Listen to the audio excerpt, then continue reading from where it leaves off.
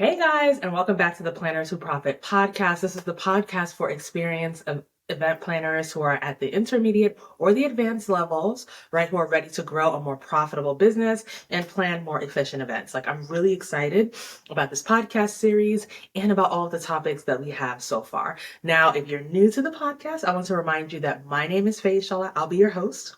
I am the owner of Statuesque Events, which is an event planning company based in the DC metro area, but servicing events all over, anywhere from Connecticut to Florida to Texas to California. We've done it, and we love producing amazing events for our brides and grooms as well as our corporate clients. Now, in addition to that, I absolutely love coaching event planners. I have over a decade of experience planning events, running my own event planning company, and also having event planners work for us, right? And for the business as well. And I love sharing that with event planners who are looking to do more, who are looking to reach for higher heights in their businesses through our programs at Planners Who Profit. Now here, the Planners Who Profit podcast is our free way of giving back and giving you the tools to build a more profitable business. All right. So make sure you get your pen, your paper out, and you absorb everything that we're going to be sharing. For today, I'm excited to share how we took a 4-month social media break.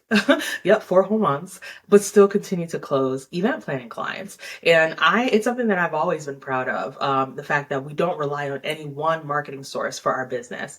We really believe in having a marketing cocktail is what we preach to our clients. You got to have a marketing cocktail. It could be a virgin cocktail. If you don't drink, that's all good, but you still need a marketing mix of different things that are going to work together for you, right? So even though we took some time off of social media, we were still not only getting leads, we were still closing clients.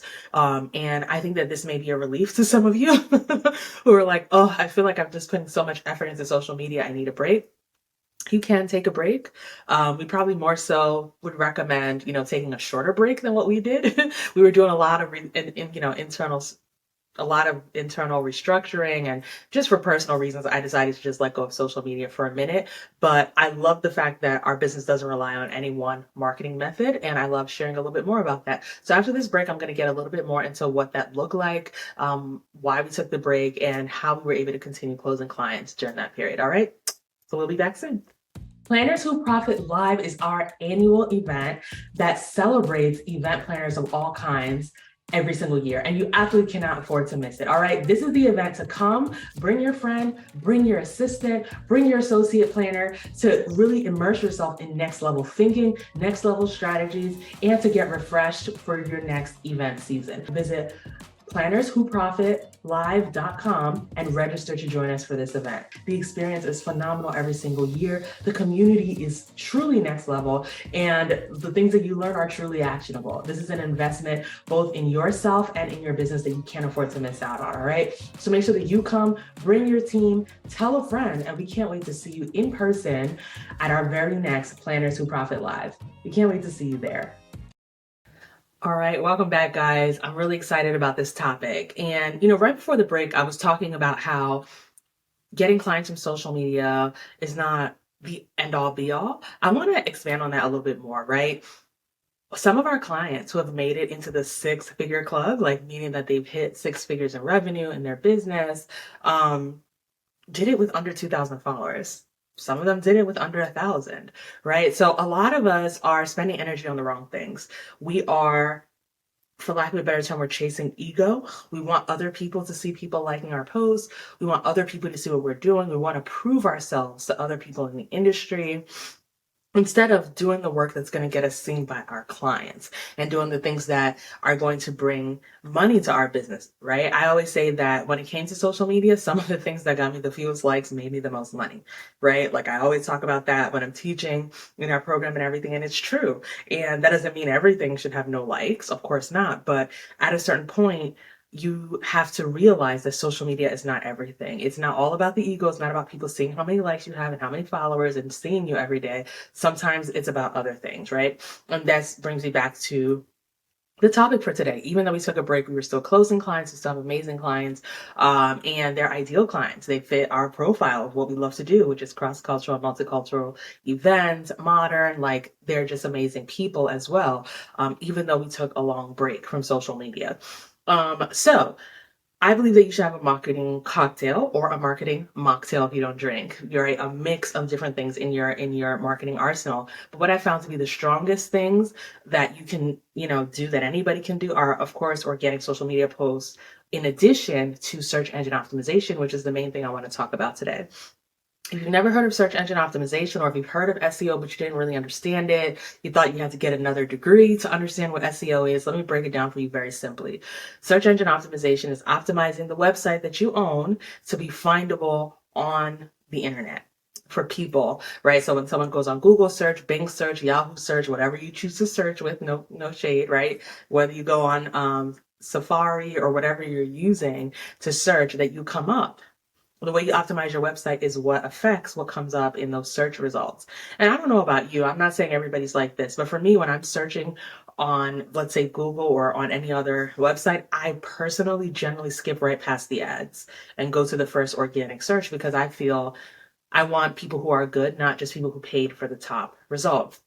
Again, that might just be me and my nerd brain, but I do that all the time, right? And so that speaks to why I believe so much in organic search. And because what I really want is people who are ready to buy. Now, the other thing is that in our industry as event planners, people search when they're ready to book, right? In a previous podcast, I talked about, some tools that we use, and a corporate client that we worked with, and we planned their event start to finish in 2 months. They found us on Google search, right? And they looked for us as soon as they were ready to book someone. The thing about our industry is that people don't really need to be nurtured into buying. Most people don't really need to be convinced that they need an event planner, right? And a lot of those people who need to be convinced don't want to pay premium, right? But a lot of people, like, as soon as they decide they're going to get married, or as soon as they decide they're going to plan this big celebration for their employees, or whatever the case is, they then go looking for a service provider that can provide what they're looking for. And I believe it's our job to make sure that when people go looking for us, they can find us. Whoa, right? That is essentially what search engine optimization is. And with all of our clients, I mean, it's one of my favorite things to work on. Seeing people start to get findable via search engines within a matter of weeks, right? And people are excited to work with them, because it's a totally different thing for someone to be looking for something and then they find you and they're excited to work with you, right? And this is why we love search engine optimization. This is why we love optimizing our websites. It's also something that you own. So as long as you take care of it and you don't, you protect it, you don't allow it to get hit by spammers or whatever, your website's going to run. Even if Instagram goes down, Facebook goes down, even if some weird law pops up that bans social media, your website is still there. And it's still something that you own, and people can still search for you through that, right? So that's something that I think is really, really powerful and really important.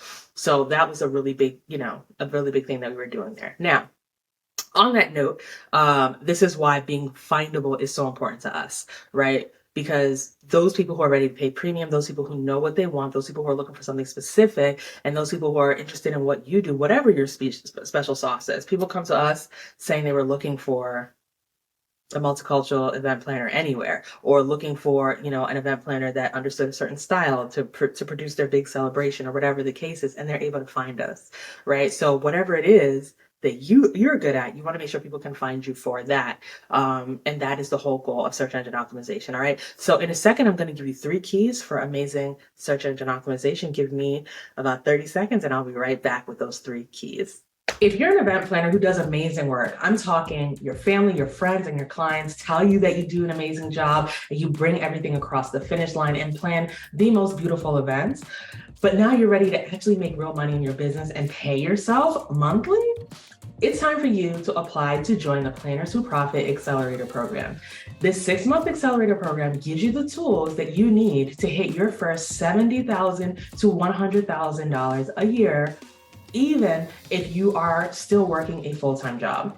Our goal is to help you to build a profitable business so that you can leave your day job on your terms. To learn more about working with us in the Planners Who Profit Accelerator, make sure you visit plannerswhoprofit.com and apply. By the way, if you've already exceeded 100,000 in sales, please go ahead and apply, and we'll let you know all the information about joining the Planners Who Profit Mastermind, designed to take you to even higher heights. We look forward to seeing you on the inside, because life is so much better in the PWP squad. All right, welcome back. And we've been talking about how we took a 4-month break from social media, and we're still able to close multiple clients. And so I'm excited to chat about our 3 keys, right, for amazing SEO, and to make sure that you're findable on the web. All right, that's what we're here for. For those of you who are experienced, you're already good at what you do. You know, your clients are always happy. They say that you did an amazing job for them. The next step is for other people like them to be able to find you, book you, and work with you, right? So there are 3 things you want to have. Number 1 is you want to have a very clear niche.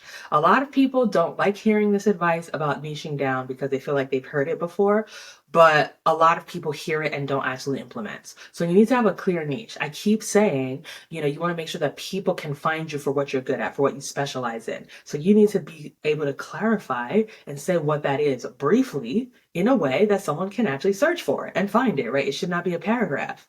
The answer to what your niche is should not be a long paragraph. It's got to be brief and to the point. It's got to be clear. All right. It should not require follow-up questions and all of that to understand who you serve.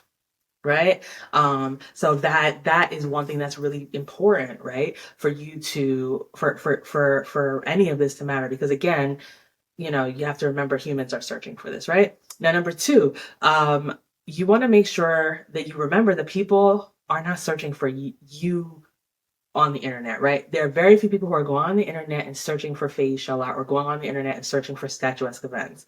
And if they are doing that, it's because they already are aware of us. Maybe someone said you should consider statuesque events, and they went and Googled online to make sure that we were legit before reaching out.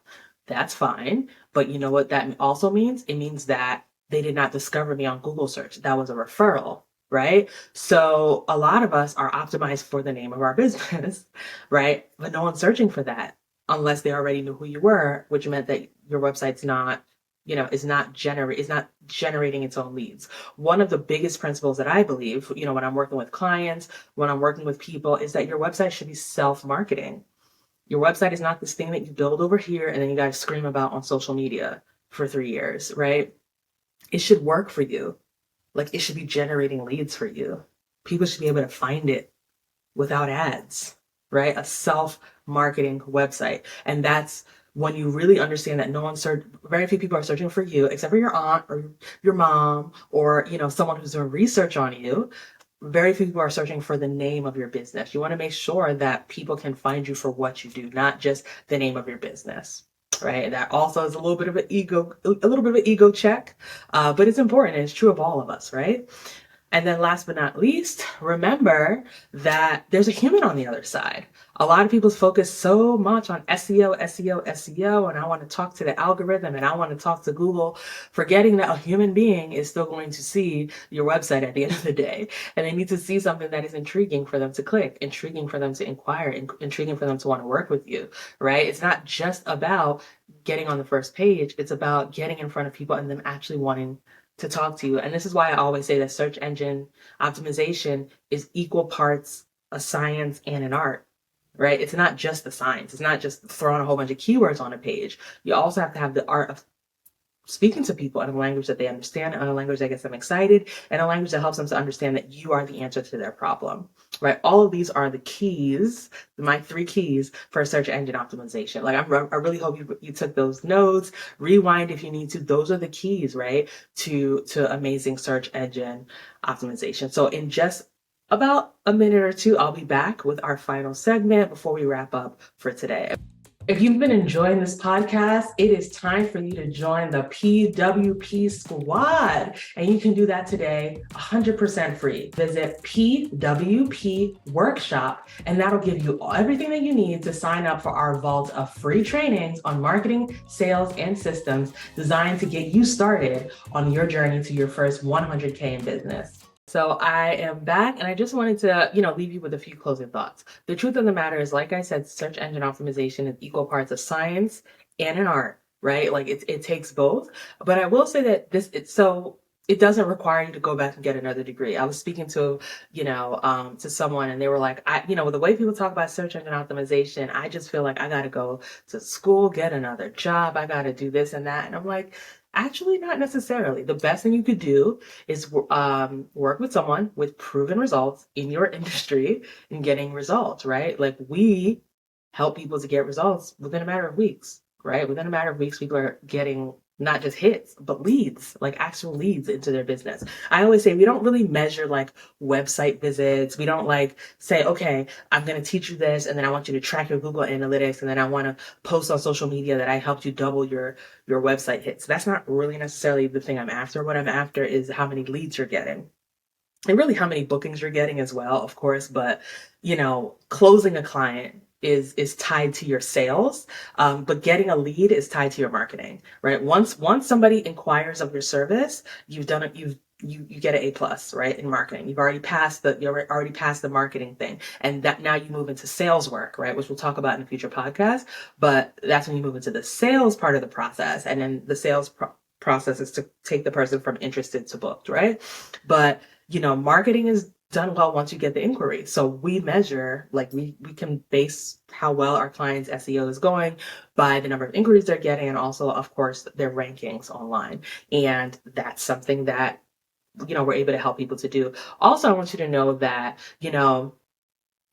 just because you hired someone to design your website for you does not mean that they automatically helped you with your SEO. We have a lot of clients that work with us who have spent a lot of time working on a major rebrand that did not bring them any clients, right? And then once they started working with us, again, within a matter of weeks, they started to get clients. And the difference is that they've had this beautiful website, amazing copy, but nobody could find it. Right. And so that's where there was no difference. Beautiful website, amazing copy that no one can find on the internet, right? When they're searching for what you do. But the difference for us is that we bring you that visibility, right? And so that sometimes that is a totally different thing. So if you're hearing this and you're like, man, but I already redesigned my website, or I was thinking about this and I'm pretty sure that's included. A lot of times it's not, because again, it's web design. It's almost like the difference between a florist and a wedding planner, etc. Like, it's not all the same. They work together, but they're not necessarily the same thing, right? And I want you to know that, we help you with your SEO. I keep talking about our clients and their amazing success. We have a client right now who's getting anywhere from 8 to 12 leads a week, primarily through search engine optimization. Like, it's phenomenal, right? And most of our clients are averaging a few a week, or more, at least a few or more every single week of leads that are coming in. Many of them are coming through search engine optimization. And, it's something that we love to do. Again, I don't want you to hear this podcast and say, oh, that means I could disappear from social media forever. No, the goal is for you to just not be run by it, not to be a slave to social media, right?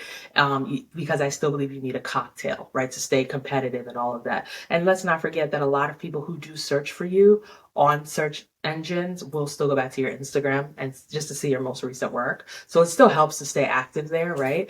But the goal is to make sure that you're not a slave to your social media. So again, the simple answer to this question, this is a very long-winded, answer to the question, how did we take a break from social media for 4 months and still close clients? Number one, we focus on our search engine optimization, which the best part about SEO is that once you set it and you get it right, most of the times it's going to work for you for years.